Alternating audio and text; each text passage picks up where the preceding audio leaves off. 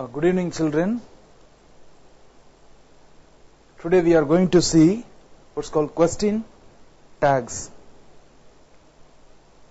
This we use normally in our day-to-day activities.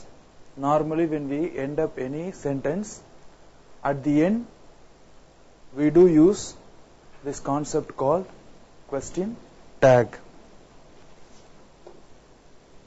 So first, what is question tags?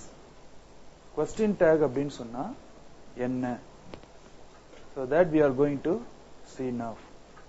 So students, please listen.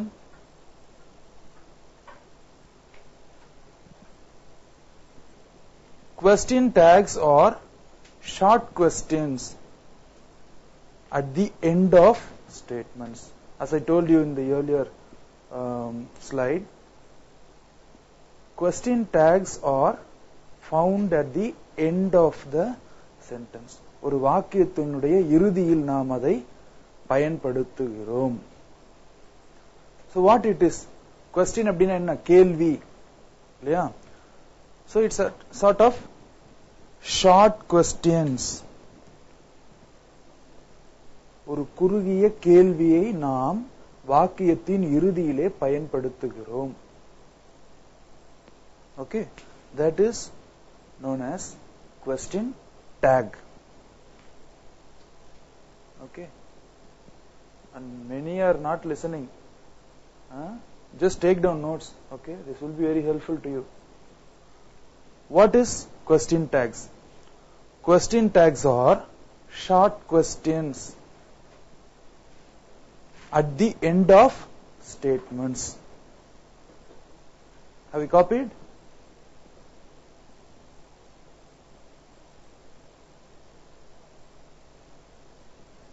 Okay. They are mainly used in speech. Speech அப்படினா தெரியும் இல்லையா? When we want to confirm.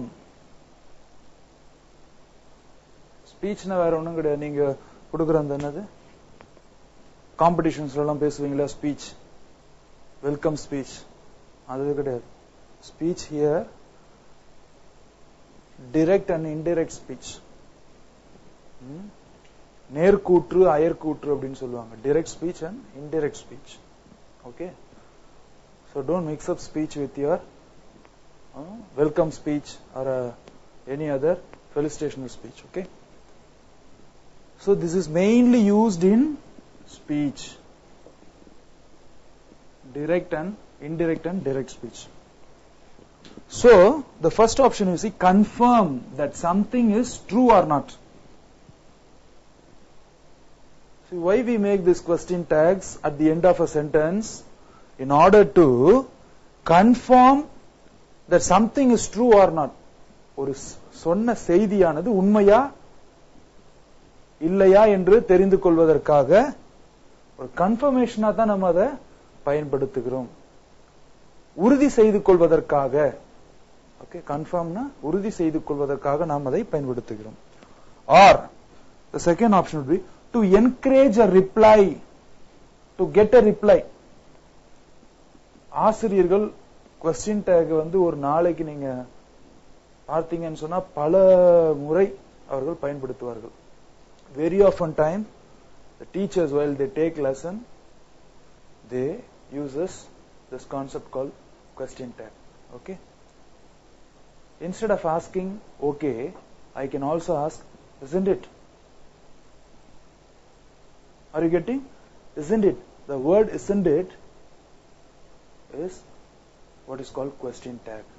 Okay, to encourage a reply, to encourage a reply from the person we are speaking to. யாரிடத்தில் நம்ம பேசுகிறோமோ அவர்களிடத்திலே பதிலை பெறுவதற்காக இந்த question tag நம்ம பயன்படுத்துகிறோம்.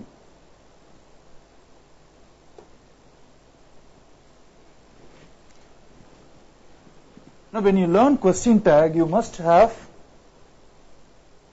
this understanding, very basic understanding of question tag. இத வந்து நம்ம ஒரு சிம்பாலிக்கா கூட நம்ம, இது ஒரு பெரிய கான்செப்ட்லாம் கிடையாது, ஈஸியா யூ கேன் மெமரைஸ். ஒரே ஒரு சிம்பிள் கான்செப்ட் தான். பிளஸ்னா மைனஸ், மைனஸ்னா பிளஸ். பத்தியா? இந்த ஒரு ஸ்லைட வந்து ஒரே சிம்பாலிக் தான், சிம்பாலிக்கலி. இது மாதிரி நிறைய மெத்தட்ஸ் இருக்குமா படிக்கிறதுக்கு, புரியுதா? So as a live tutor, my duty is to make the complicated things in a smoothen way. ரொம்ப சாஃப்டா இல்ல, ரொம்ப ஈஸியா இலகுவாக அதை உங்களுக்கு புரிந்து கொள்ள செய்வதுதான் என்னுடைய கடமை. இப்ப பாரு, இந்த ஃபர்ஸ்ட் காலம் இருக்கு இல்லையா, அது வந்து ஸ்டேட்மெண்ட்டுக்குன்னு வச்சுக்கோங்க. இது வந்து question tags. I mean, if the statement falls in positive, the question tag falls in the negative. If the statement is negative, then the question tag will be in positive. முதல்ல positive நெகட்டிவ்னா என்ன நமக்கு புரிஞ்சிருக்கணும். புரிஞ்சுதா புரியலையா? பாசிட்டிவ்னு சொன்னா not இல்லாம ஒரு sentence வரணும், புரியுதா? ஐ லைக் ஐஸ்கிரீம் அப்படின்னு சொன்னேன்னு சொன்னா இது பாசிட்டிவ் சென்டென்ஸா நெகட்டிவ் சென்டென்ஸா? It is a positive sentence because there is no not here. Okay, இப்போ I don't like ice cream அப்படின்னு சொல்லணும்னு வச்சுக்கோ. I don't, I do not அப்படின்ற அந்த not இருக்குதுல இல்லையா? Therefore the sentence is in negative. புரிஞ்சுதா? இப்போ பாசிட்டிவ் நெகட்டிவ் புரிஞ்சுதா? இப்போ சென்டென்ஸ்ல நாட் அப்படின்னு வரலனா, which means சென்டென்ஸ் நெகட்டிவா இல்லைன்னு சொன்னா டேக் நெகட்டிவா கண்டிப்பா வரும். That is a normal understanding. Okay, normal way of making question tag. Sentence வந்து நெகட்டிவா வந்தது, நாட் இருந்ததுன்னு சொன்னா question tag கண்டிப்பா பாசிட்டிவ்ல தான் வரணும்ன்றது ரூல்ஸ். அதுதான் இந்த ஸ்லைடு உங்களுக்கு எக்ஸ்பிளைன் பண்ணுது. Okay, this is the normal form of a question tag. Positive statement will give negative question tag. Negative statement will give positive question tag. For your understanding, you can make it this sort of a symbolic representations. Okay, ஒரு symbols வச்சு நம்ம we can memorize it, the concept. இந்த ஒரு கருத்தை நம்ம ஈஸியா நம்ம கிரகித்துக் கொள்ளலாம். We can assimilate it. So the next important slide we are going to see is the statement have rising intonations at the end of the sentences. அதாவது அந்த வாக்கியத்தினுடைய இறுதியில் rising intonations, டோன்னால தெரியும் இல்லையா, குரல் தொனி, அந்த தொனியை உயர்த்தி பேசுவார்கள். raising intonations, அதான். The auxiliaries, now you have to understand first what is auxiliaries. Auxiliaries அப்படினு சொன்னா, you are all I think 10th standard. Verb normally divided into auxiliary verb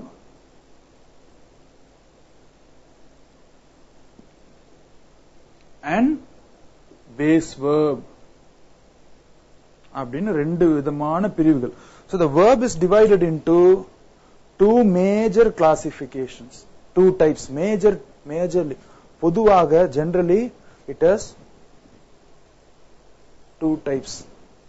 வினை சொற்கள் ரெண்டு கிளை பிரிவுகளை கொண்டிருக்கிறது. அதுதான் auxiliary verbs and base verbs அப்படின்னு சொல்லுவாங்க. auxiliary verbs என்ன? துணை வினை சொற்கள். Okay, these are not main. The other type of it is base verb. அதை தான் வினை சொற்கள், முழு வினை சொற்கள் அப்படின்னு நம்ம சொல்லுவோம். இத மெயின் வேர்ப்ஸ்னு சொல்லுவாங்க. சரிங்களா? இப்ப ஒரு எடுத்துக்காட்டு. ஓகே, ரைட் அப்படின்றது ஒரு முழு வினைச்சொல். எழுதுதல், right. You're all writing now. Read, speak. இது எல்லாமே முழு வினைச்சொற்கள். புரிஞ்சுதா? auxiliary verbs na enna? What you are seeing in the slide or auxiliary verbs. துணை வினைச்சொற்கள். to be verbs அப்படினு சொல்லுவாங்க, be verbs அப்படினு சொல்லுவாங்க. is, are, am, was, were. இந்த auxiliary verbs ல different forms are there. Modal auxiliaries னு இருக்கு. Modal auxiliaries என்னது? Can, could, shall, should. Write down. And these are all called auxiliary verbs. Again there is yet another classification, two classifications in the base verb. One is regular, another one is irregular.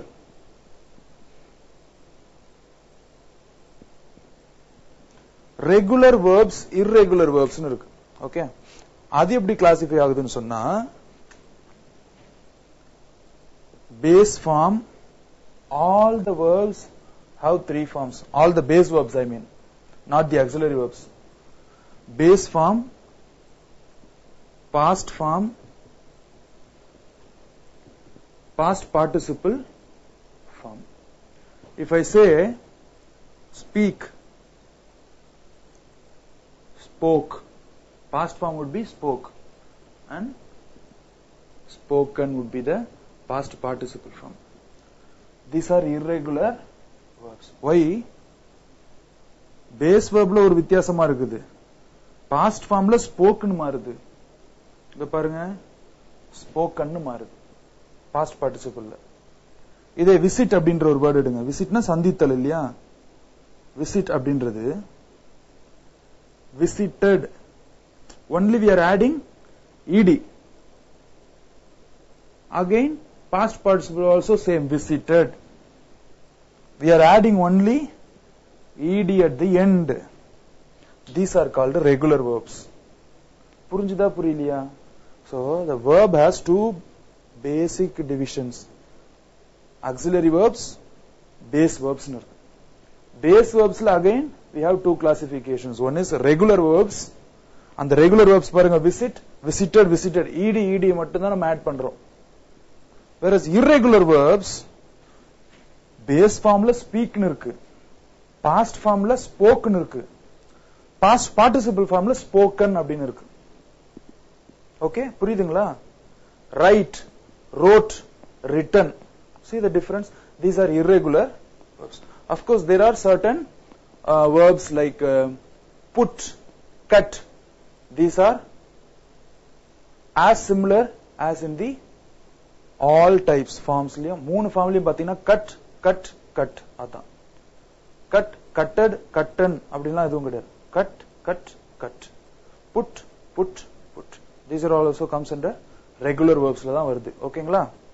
இன்னும் Wren and Martin நீங்க வாங்குனீங்கன்னு சொன்னா இன்னும் உங்களுக்கு தெளிவா புரியும். புரியுதுங்களா? நான் எனக்கு இன்னும் ரெனன் மார்டின் ஏதோ கமிஷன் தரேன் அப்படின்னு நினைக்காதீங்க. புரியுதா? என்ன எப்ப பாரு வந்த ரெனன் மார்டினையே சஜஸ்ட் பண்ணிட்டு இருக்காரு அப்படின்னு. Really, if you want to improve your language, buy Renan Martin as well as the Advanced Learners Oxford Dictionary. And this will be a great help even when you go to college or even when you do for your higher studies. PhD எல்லாம் பண்ணும்போது கூட these materials will help you a lot. Now, the rising intonation at the end of the sentence. So, now to explain auxiliaries, I have given you the chart now. இல்லையா? அந்த chart நான் உங்களுக்கு கொடுத்தது auxiliaries explain பண்றதுக்காக தான். Okay, now you have understood what is an auxiliaries, right? துணை வினைச்சொற்கள். Okay, it is not fully formed verbs, it is partially formed verbs. அதனால தான் the to be verb அப்படினு சொல்றோம். to be அப்படினால என்ன?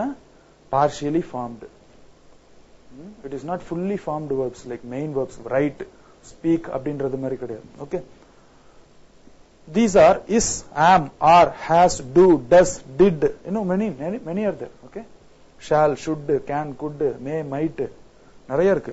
have இருக்கு, has இருக்கு, had இருக்கு. Are repeated in the tags. For example, they are in funny. இப்ப பாத்தீங்களா நான் சொன்னலையா பாசிட்டிவ் நெகட்டிவ் சொன்னேன் இல்லையா? Now see this example. தே. தேன்றது என்ன? Third person plural. Okay. Another one more chart you'd write. Okay. First person, second person, third person. Singular and plural. First person la enadhu? I. Plural enna? We. அதாவது நான், நாங்கள். Okay. Singular வந்து first person என்ன? I. Second, plural is we, நாங்கள். Second person is you, நீ. Plural is you again. இங்க you தான், ஆனா தமிழ்ல வந்து நீ, நீங்கள்னு வரும். ஓகே, ஆனா ஆங்கிலத்துல அது you தான். Okay. Third person singular, he, she, it. Plural is they. அவன், அவள், அது. அதுடைய plural பாருங்க, பன்மை பார்த்தீங்கன்னு சொன்னா they, அவர்கள் அல்லது அவைகள். புரிஞ்சுச்சது? இது எல்லாமே pronounsமா. Okay. This also you must know. These are the basic things that you all must remember. That you all must remember. Okay. they. இப்ப பாருங்க, தேன்றது என்ன? எங்க இருக்கு? plural இருக்கா? third person plural. they, அவர்கள். aren't funny or not funny. they are not funny. sentence positive la irka, negative la irka? Is it sentence in the positive or negative form? Sentence in the negative form. Negative form la irukku. Yeah? not இருக்கு பாத்தீங்களா? Now you see the tag. Are they? Aren't they வரல. புரிஞ்சா? Are they தான் use பண்ணிருக்கோம். Are they? இப்ப இந்த auxiliary verb இருக்கு பாத்தியா? இது ஜஸ்ட் ஒரு கால்குலேஷன் வரதா. இத நீங்க நினைவுல வச்சிட்டீங்கன்னு சொன்னா it is very easy. Are இருக்கா? அந்த ஆர் அப்படியே எடுத்துட்டு வாங்க முதல்ல. Don't bring the pronoun. Don't bring the subject. Bring the subject at the last, because normally interrogative வினாவாக்கியமாக உருவாக்கும் பொழுது நம்ம எப்பொழுதுமே சப்ஜெக்ட் நம்ம முதன்மைப்படுத்த மாட்டோம். துணை வினைச்சொல் தான் முன்னாடி வரும். What happened?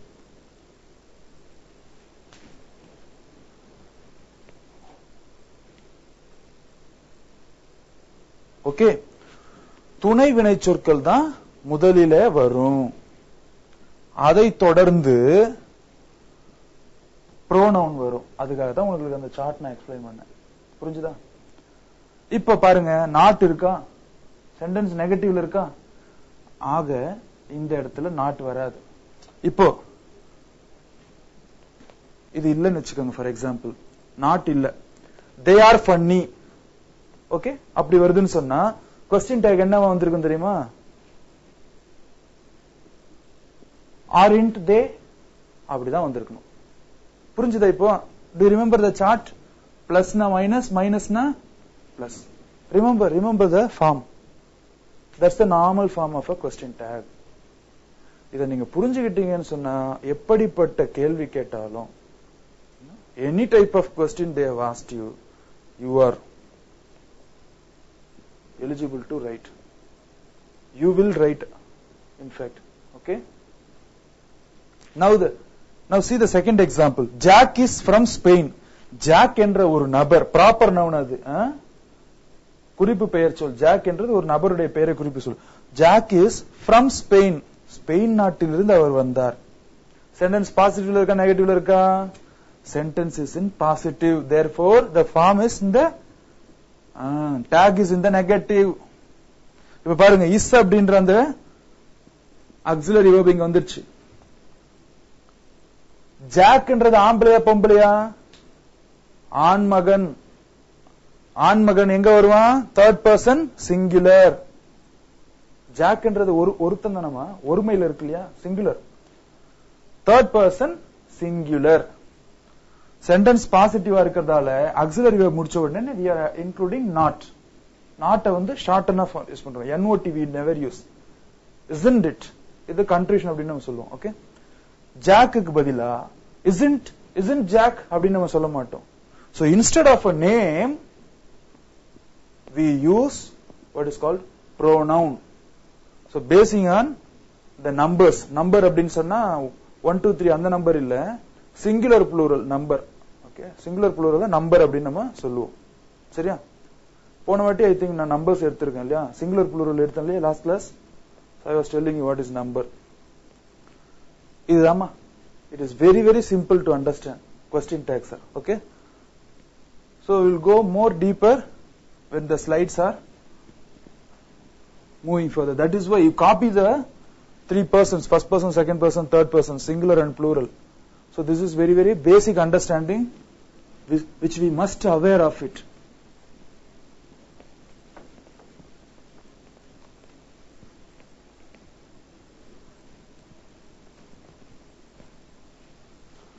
Okay,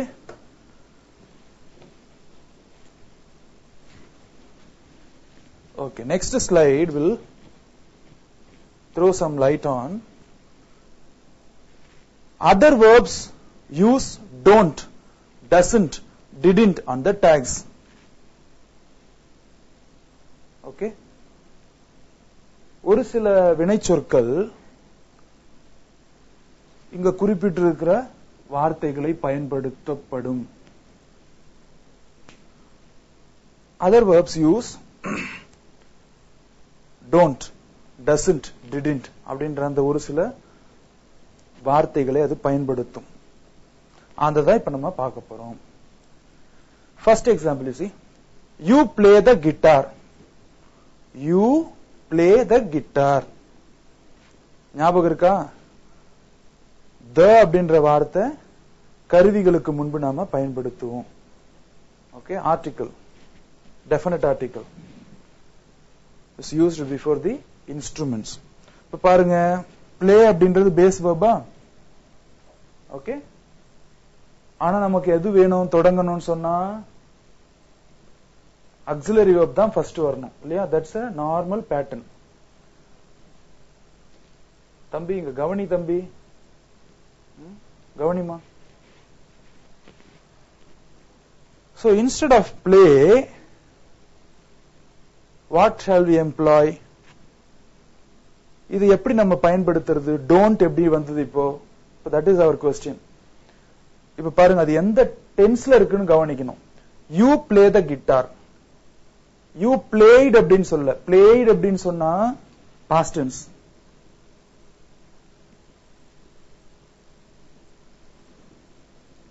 you will play இந்த மாதிரி சொன்னா அது future tense, இப்படி சொன்னா அது past tense. ஆனா இங்க என்ன கொடுக்கப்பட்டிருக்குது? you play the guitar அப்படின்னா என்னது? இது simple present tense. simple present tense இங்க யூஸ் பண்ணிருக்கிறதால அங்க don't வந்திருக்குது. I do, we do, you do, you do அப்படிதான் வரும் இல்லையா? இப்ப இந்த பிளேவை நம்ம என்ன பண்ணிட்டோம்? ஆக்ஸிலரி ஃபார்முக்கு நம்ம எடுத்துட்டு வந்துட்டோம். அப்ப யூக்கு பக்கத்துல என்ன வரும்? சிம்பிள் பிரசன்ட் டென்ஸ்ல you do. he does ன்னு வரும். ஏன்னா தேர்ட் பர்சன் சிங்குலர்ல எஸ் ஆட் பண்ணணும்ன்றது கிராமட்டிக்கல் ரூல், இலக்கண விதி. அது தேர்ட் பர்சன் சிங்குலரா சிம்பிள் பிரசன்ட் டென்ஸ்ல we must add s with base verb. base verb ஓட s இணைக்கணும்ன்றது விதி.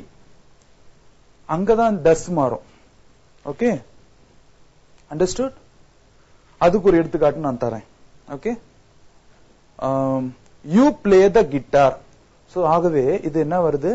Don't you. இது சென்டென்ஸ் வந்து பாசிட்டிவ்ல இருக்கு, டேக் வந்து நெகட்டிவ்ல இருக்கு. புரிஞ்சுதாமா? இப்ப பாருங்க, the same thing, instead of you இப்ப கமலான்னு போட்டுப்போம். இப்ப கமலான் மாத்தியாச்சு இல்லையா? கமலான்றது என்ன? she, third person singular. Okay, இப்போ நார்மலா பிரசன்ட் டென்ஸ்ல வந்து எஸ் ஆட் பண்ணணும்ன்றது ரூல். பிளே அப்படின்றது பிளேஸ். கமலா பிளேஸ் த கிட்டார். இப்போ இங்க என்ன வரும்? சென்டென்ஸ் அகைன் பாசிட்டிவ்ல இருக்கு. கமலா பிளேஸ் த கிட்டார். இது எப்படி மாறும் அப்படின்னு சொன்னா டோன்ட் வராது. Doesn't you. சரி, டசன்ட் யூ வராது. Doesn't she. So Kamala place the guitar. இது எப்படி மாறும்னு சொன்னா டசன்ட் ஷீ. ஏன்னா கமலா வந்து ஷீ, அவள். டசன்ட் எப்படி வந்துச்சு? I do, we do, you do, you do, he does, she does, it does. டூவோட எஸ் சேர்க்கணும்ன்றது விதி இல்லையா? They do. தேர்ட் பர்சன் ப்ளூரலும் டு தான். So on that basis we have done in this way. Next, they went to the cinema. they வந்து அவர்கள், third person plural. went அப்படின்றது என்னது? go உடைய past tense. okay, to the cinema. அவர்கள் திரைப்படத்திற்கு சென்றார்கள். okay, cinema here typically theater. அவர்கள் திரையரங்கிற்கு சென்றார்கள். went அப்படின்றது past tense. அப்ப past tenseல இருக்கு. அப்ப என்ன யூஸ் பண்ணணும்? didn't. they didn't they, because I did, we did, you did, he did, she did, it did, they did. எல்லா இடத்துலயும் did தான் வரும். எல்லா pronoun பக்கத்துலயும், subjective pronoun பக்கத்துல எல்லா பக்கத்துலயும் did தான் வரும். So this is the way we use don't, doesn't, didn't on the tags. Understood? Okay.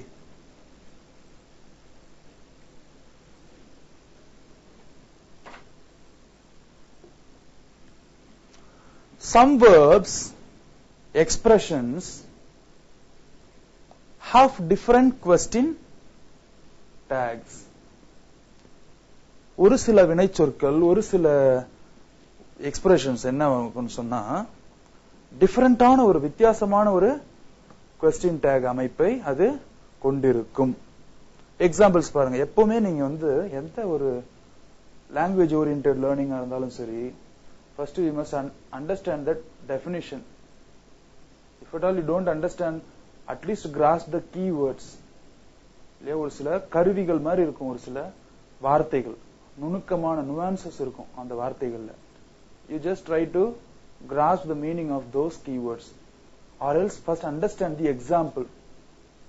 Okay, there are many ways to remember all this. So I am attractive, aren't I?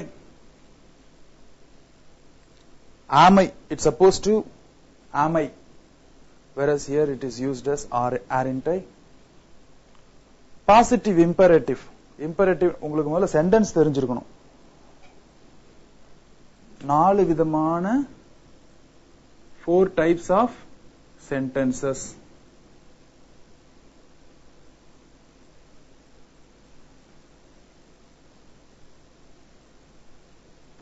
Statement,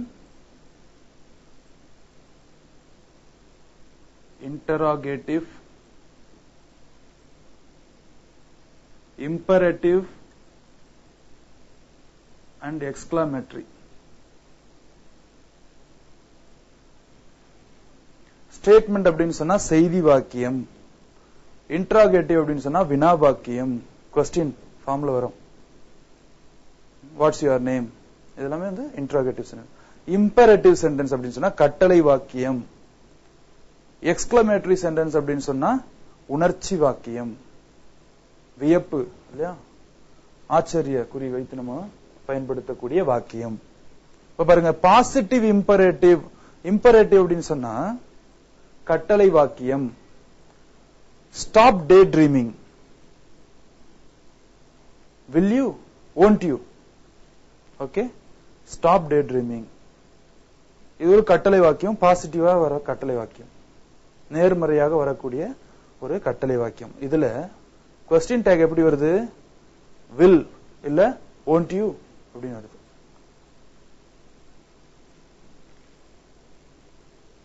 இப்ப நம்ம கேட்கலாம், பாசிட்டிவ்ல வந்தா நெகட்டிவ்ல வரணும்னு சொன்னீங்க, நெகட்டிவ்ல வந்தா பாசிட்டிவ்ல வரணும்னு சொன்னீங்க. Stop day dreaming அப்படின்னு இருக்குது. இது பாசிட்டிவ்ல இருக்கா நெகட்டிவ்ல இருக்குதா? Of course it is negative only.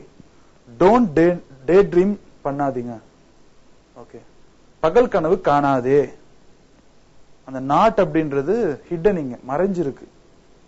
அதனால தான் will you அப்படியும் நம்ம எழுதலாம், won't you நெகட்டிவாவும் நம்ம எழுதலாம். So these are some of the exceptionals, விதிவிலக்குகள். The negative imperatives, don't stop singing. Don't stop singing. பாடுவதை நிறுத்தாதே அப்படின்னு அர்த்தம். பாடகர் இருக்காருன்னா பாடுறதை நிறுத்தாதே. இப்ப நாட் இருக்கா இங்க நெகட்டிவ் பளிச்சுன்னு தெரியுதா? Therefore question tag must be in positive. I think some class has asked question. New generation raised some question. Wait. Yes, please raise your question. I am happy in a way. Wait a minute.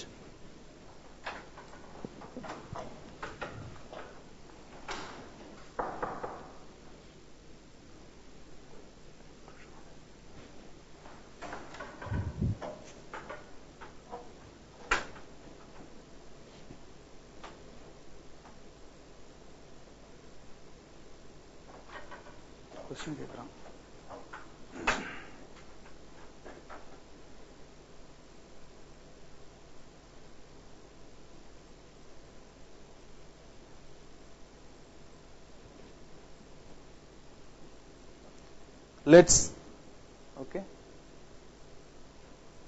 Let's go to the beach.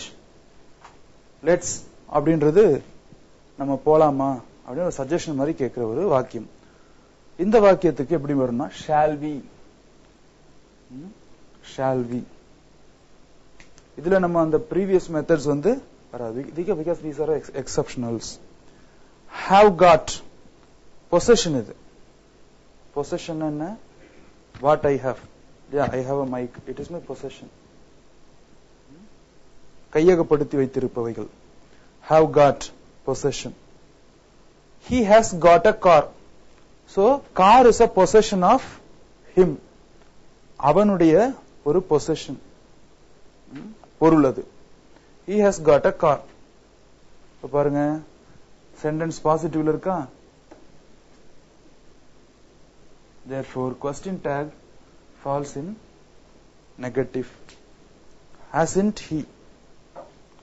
Has அப்படியே வருது, negative form not வருது, then the he comes. இப்ப அந்த ஹீன்றது வந்து கமலா அப்படின்னு கொடுத்தா அங்க Sheen வரணும். புரியுதா? If the preposition is given at the earlier sentence ஓட beginningலயே கொடுத்துட்டாங்கன்னு சொன்னா it is very easy for you to write the tag.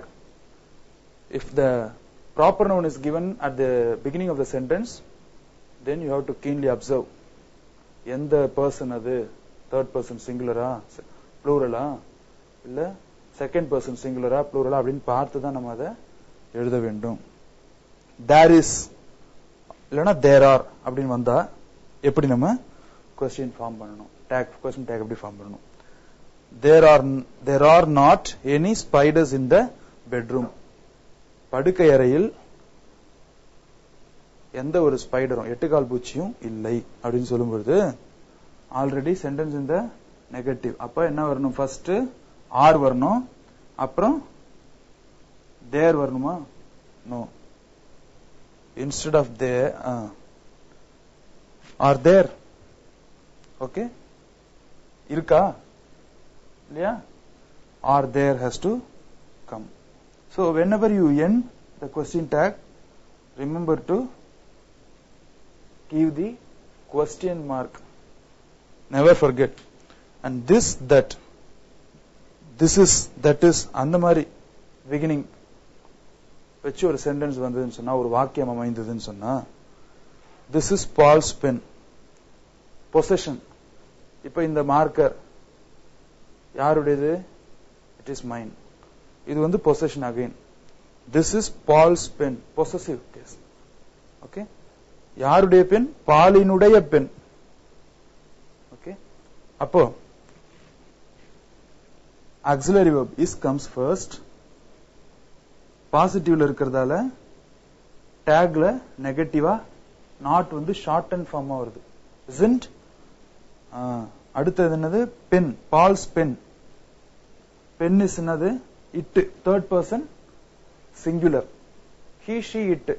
பேனா உயிரற்ற பொருள் இல்ல, அது வந்து அது இட் அப்படின்ற அந்த கிரைட்டீரியா வரும். so we have used it, third person singular. I hope you understood.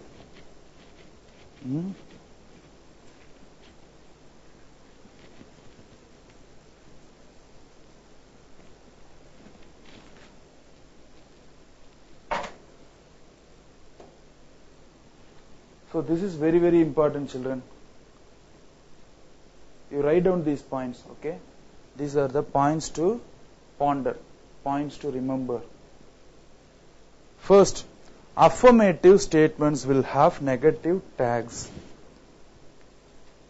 Affirmative statements na enna?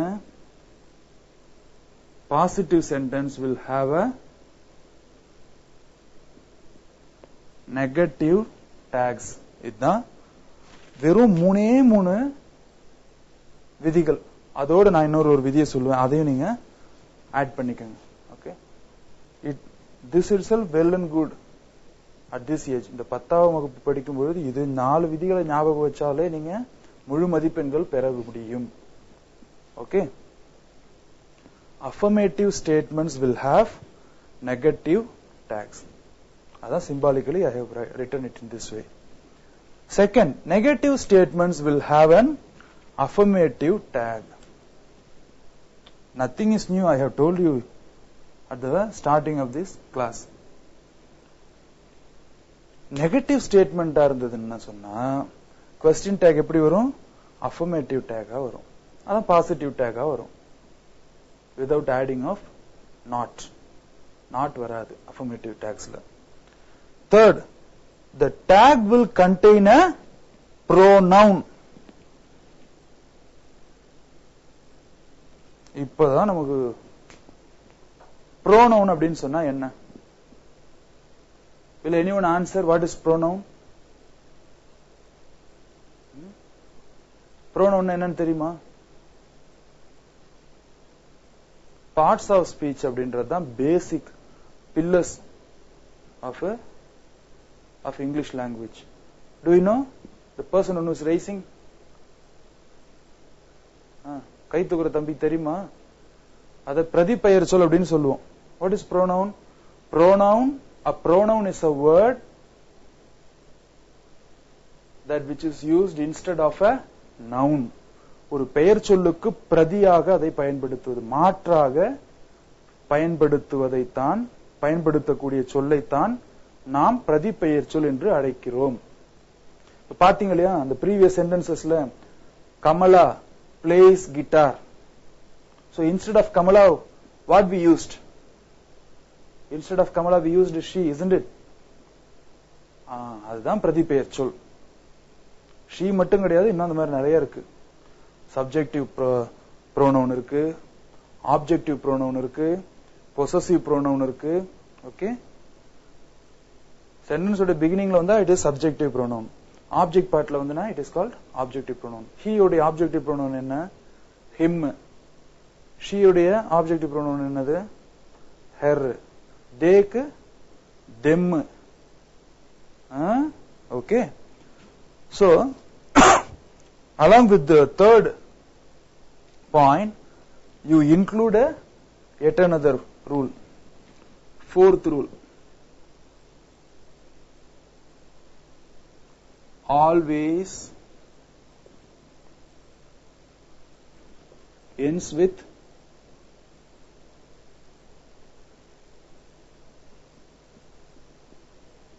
question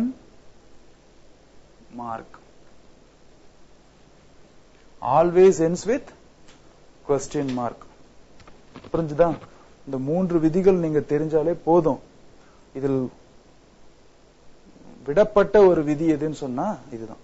Always ends with question mark. புரிஞ்சுதா மாணவர்களே? Have you all copied? இதுல இருந்து என்ன தெரியுதுன்னு சொன்னா நம்முடைய மாணவர்கள் ஆங்கில புத்தகத்தை திருப்பி பார்க்கறதுல தெரியுது. பிகாஸ் இந்த ஸ்லைட்ல இருக்கிற இந்த 3 ரூல்மே it is already there in your textbook. The very first chapter is on question tag. இத நான் இந்த ஸ்லைட மட்டும், okay, other slides I prepared, particularly this slide is from your English textbook only. Anyhow, copy it. இந்த எழுதுறதையாவது at least வீட்டுல போயிட்டு என்ன பண்ணுங்க, ஒரு முறை திருப்பி பாருங்க. Okay,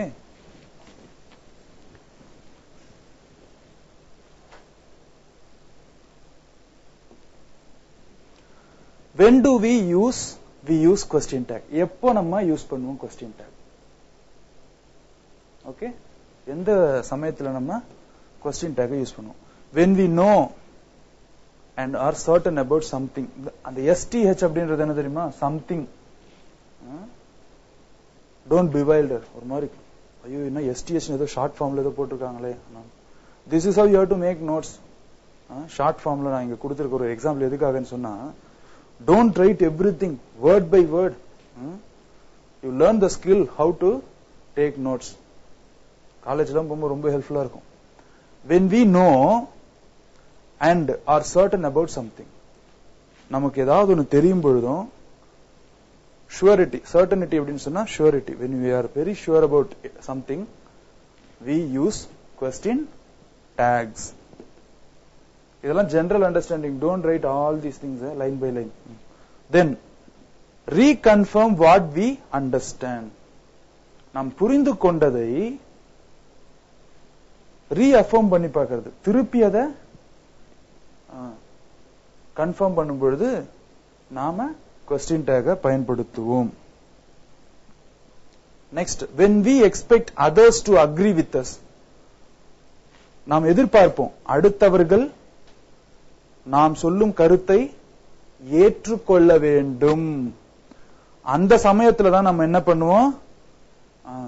falling intonation, rising intonation பார்த்தோம் இல்லையா? அதே மாதிரி ஃபாலிங் இன்டோனேஷனும் அங்க ஏற்படும். இன்டோனேஷன் சொன்னா அந்த குரல் ஒலியில ஒரு வீழ்ச்சி, ஃபால் அப்படின்னா டவுன்வர்ட்ஸ், ரைஸ் இருக்காது, ஃபால் இருக்கும். Fall of the pitch of voice in speaking. பேசும் பொழுது நாம நம்முடைய குரல் ஒலியை நம்ம குறைத்து நம்ம பேசுவோம். affects meaning of what is said. so this affects the falling intonation affects the meaning of what is said. சொல்லப்பட்ட பொருளையே அது அர்த்தத்தையே அது மாற்றிவிடும்.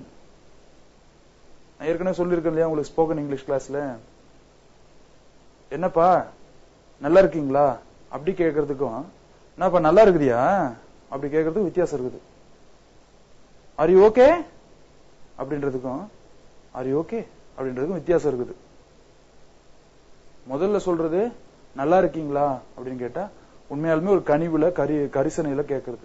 ரெண்டாவது நல்லா இருக்கிறியா தம்பி நல்லா இருக்கியா அப்படின்னு கேட்டா என்ன அர்த்தம்? நல்லா இருக்க, இன்னும் நீ நாசமா போலியான்னு அர்த்தம். நீ எப்போ நாசமா போவேன்னு நினைச்சேன், இன்னும் நல்லா இருக்கிறியா நீ அப்படின்னு அர்த்தம். So this is the way the meaning, entire meaning differs. When we ask questions, நாம் கேள்விகளை கேட்கும் பொழுதும் செக் இன்ஃபர்மேஷன், கவுண்டர் செக் பண்ணுவோம் இல்லையா? ஒரு சில சமயத்துல நம்ம சொன்ன வார்த்தைகள், நம் சொன்ன செய்தி சென்றடைந்ததா என்பதை தெளிவாக்கிக் கொள்ள நாம் ஒரு சில கேள்விகளை நாம் கேட்போம். அந்த சமயத்தில் நாம குரலை உயர்த்தி பேசுவோம். அதுதான் ரைசிங் இன்டோனேஷன்.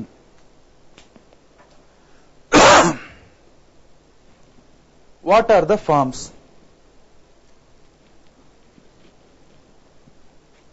இதுல என்ன முறைகள் எப்படியெல்லாம் அது ஃபார்ம் ஆகுது. After statements not questions.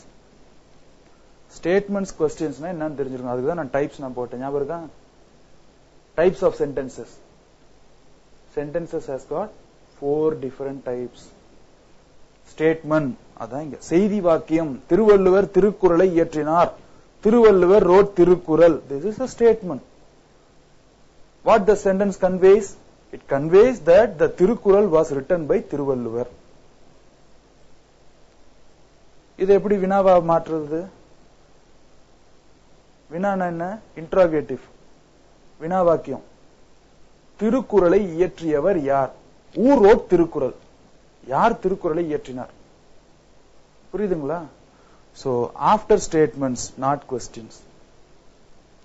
செய்தி வாக்கியத்தை அடுத்து வரும், ஆனால் கேள்வியாக அல்ல. Small questions comes at the end of sentence. Do you remember the first slide? What is question tag?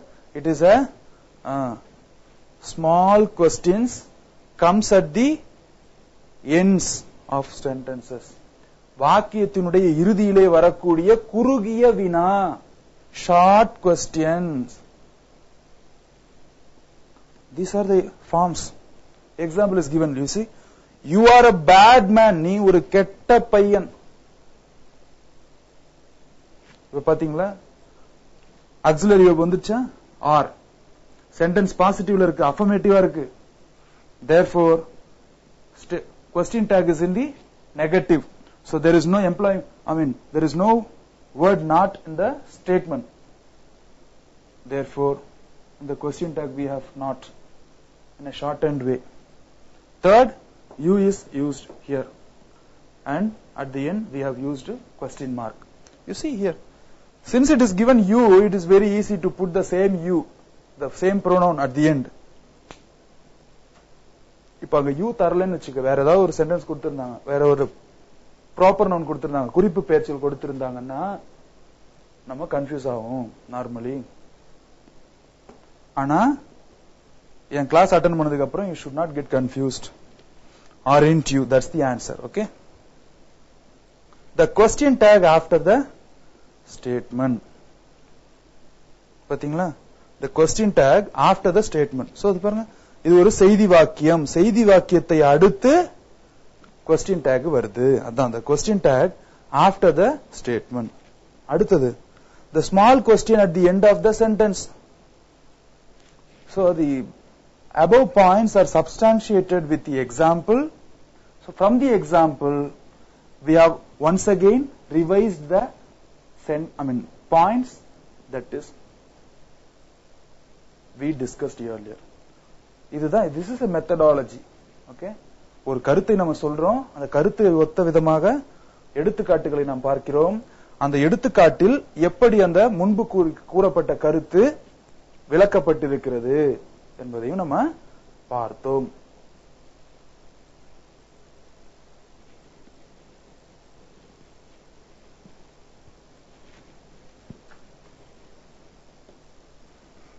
Important points, முக்கியமாக இல்லையா? Already we have seen points to ponder. Okay, இன்னும் முக்கியமான ஒரு சில கருத்துக்கள் என்ன? What is the question tag for let's? Let's அப்படின்னு சொல்றது பார்த்துட்டு நம்ம shall வரணும் இல்லையா? auxiliary verb என்ன? let's அப்படின்றோம்ல, let us.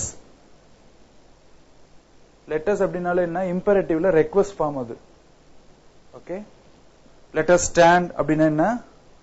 எழுந்திருப்போமாக. let us sit, let us pray, ஜெபிப்போமாக அப்படின்னு அர்த்தம். இது ஒரு request, it is not a command. So imperative has got two types. One is command, another one is request. ஒன்று கட்டளையா வரும் அல்லது வேண்டுகோளாகவும் வரும்.